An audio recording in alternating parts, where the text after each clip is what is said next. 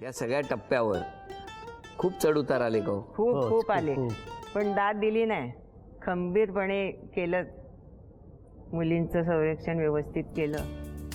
कारण जशी जशी 30 तारीख जवळ येईल तसे तसे त्यावेळेला पैसे त्यावेळेला खूप थोडी माहेरी पण तसे कष्ट काढले आणि इथे पण. बाबा आमचे कामाला होते खरे, पण लोकांचे देण्यातच तो पगार जायचा. आम्हाला काही नसं, पण आम्ही असं भासू दिलं नाही की आम्हाला काही मिळत नाही असं. आम्ही दोघी बहिणी किंवा दोघे भाऊ आम्ही भासू दिलं नाही की आम्हाला काही मिळत नाही असं. बरं, मुलं कशी त्या परिस्थितीमध्ये त्या मुलांनी कशी साथ दिली? दिलं साथ चांगली दिली त्यांनी, पण कधी असं वाईट वाटून घेतलं नाही. बाबा एखादी वस्तू नाही मिळत तर चल आपण आईकडे हे करू, हट्ट करूया, तर कधी नाही, कधी ना माझ्या मुलीने केला हट्ट. पण त्यावेळेला तुम्हाला तुमच्या पाठी उभे राहिलेले काही मंडळी असतील ना? कोण राहिलेलं तसं? कोणी नाही. कोणीच नाही, कोणीच नाही. कोण नाही तसं राहिलेलं. मग आमचं आम्हीच हे केलं. आता बरं वाटतं ना इतक्या दिवसांनी हा सगळा हा. प्रवास ऐकताना. हो हो. हा, पण मुलांमध्ये हट्टी कोण होतं सगळ्यात जास्त? हट्टी ती 2 नंबर. काय करायच्या? कुठल्या विषयावरून हट्ट? कुठची वस्तू पाहिजे तर पाहिजेलच असायची तिला. हा, हा. मग ह्यांचा क्रम कसा? सगळ्यात लहान कोण? लहान हे एक, हा. त्याच्या पुढच्या 4 इकडे 1 इकडून 2 3 4 5. पाच. प्रमाणे ह्या सगळ्यात जास्त हट्टी का? हा? कशावरून हट्ट असायचा त्यांचा? काय कपडे म्हणा, काही म्हणा, वस्तू आणली त्या दुसऱ्यांनी घेतली तरी मला पाहिजे आधी मी घेणार, नंतर त्यांना. मग हा. मग रडायच्या? मग रडायची, मग ह्या द्यायच्या तिला. द्यायचे म्हणजे कपडे द्यायचे का द्यायचे? कपड्यापासून द्यायचे नाही कोण तिला, कोणाची विषाद नाही द्यायची. काय हो?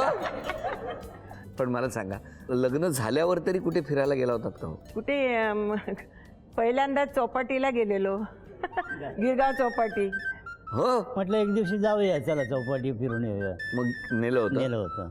अरे वा, छान. बेलपुरी वगैरे खाल्ली. तुम्ही कधी प्रेम व्यक्त केलं का हो एकमेकांकडे?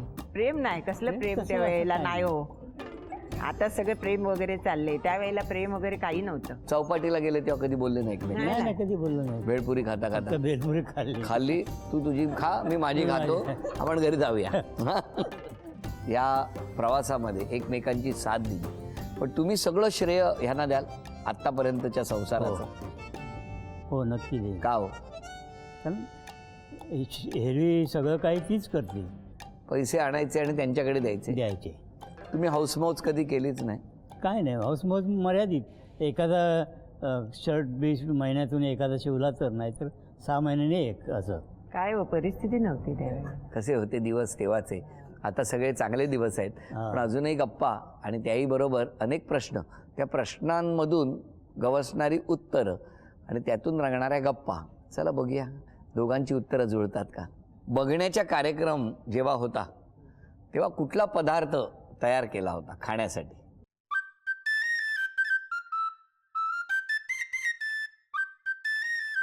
दाखवा समोर.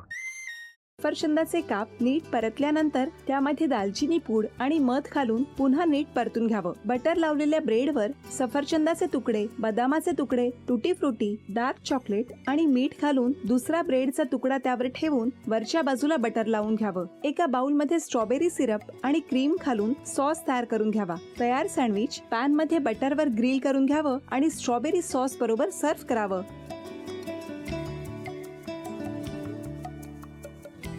हे जेव्हा बोलत होते तेव्हा मी बघत होतो की या दोघांनी स्वतःचा संसार उभा केलाच, पण स्वतःच्या संसाराबरोबर अनेकांच्या आयुष्यात आनंद निर्माण केला.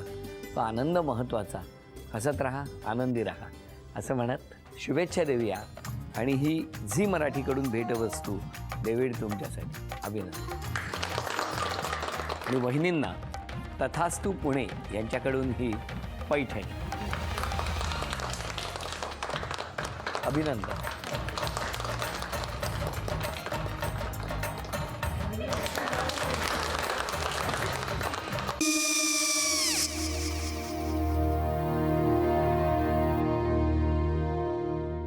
काय हो?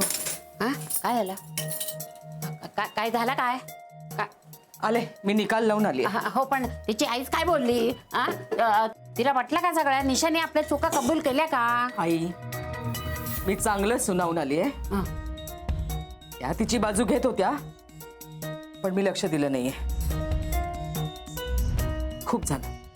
खूप झालं आता. चांगुलपणा खूप झाला. मऊ दिसलं ना की कोपऱ्याने खणतात ना माणसं, ते असं. अहो पण आईच म्हणली काय तिची, पटला काय तिका? मला माहिती. आई, मी तुम्हाला नंतर फोन करते. हो आणि आई बाबा जे बोलले त्याचं वाईट नका वाटून घेऊ. सॉरी. सॉरी काय त्या नेहा आले. आई मी येते. हो काकू येते.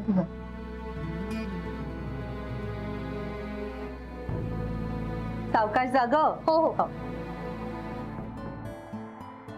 मग काय काकू, कधी उडवता लग्नाचा बार? बघूया.